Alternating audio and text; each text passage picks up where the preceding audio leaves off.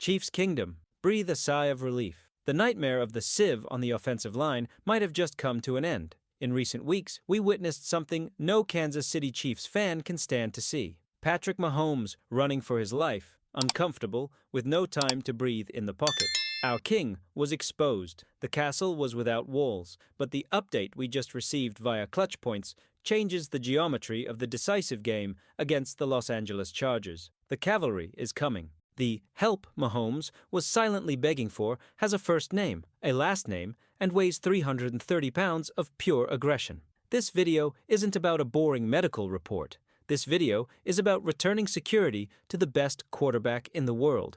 It is about how the return of a single man can transform the anemia of recent weeks into a war machine, again in Week 15. If you were afraid of seeing Mahomes get crushed by Khalil Mack and Joey Bosa, stay right here. The bodyguard is returning to work. Let's get to the facts that define Sunday. Trey Smith, our elite right guard, has received positive updates, and everything indicates he will be the missing pillar to face the Chargers. Why is this so critical? Because without Smith, the interior of our offensive line turned into a revolving door.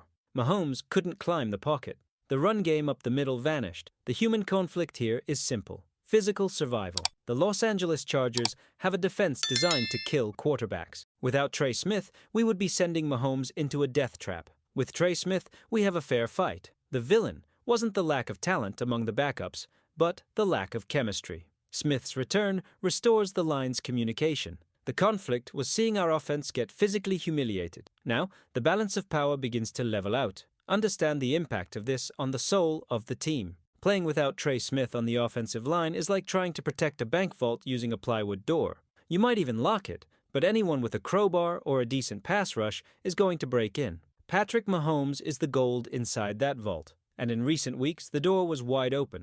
The return of Trey Smith isn't just a reinforcement, it is the installation of a steel door reinforced with titanium. He is the guy who sets the physical tone. When he pancakes a defender and stands over him, the stadium roars. The team wakes up. We needed this controlled violence. The Chiefs' offense without him was too nice, too soft. Trey Smith brings the nastiness necessary to win in the NFL in December.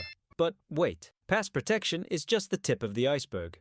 The true revolution that Trey Smith's return brings isn't for Mahomes' arm, it is for our running back's legs. Andy Reid's run scheme depends on pulls, when the guard leaves his position to block on the edge. No guard in the NFL does this better and faster than Smith. However, there is a detail no one is talking about: game rhythm. Smith is coming back from an injury. If he isn't 100%, the Chargers are going to test that ankle or knee on the very first play. There is a real risk of him being the weak link if he is rusty, and if he leaves the game in the middle of the first quarter.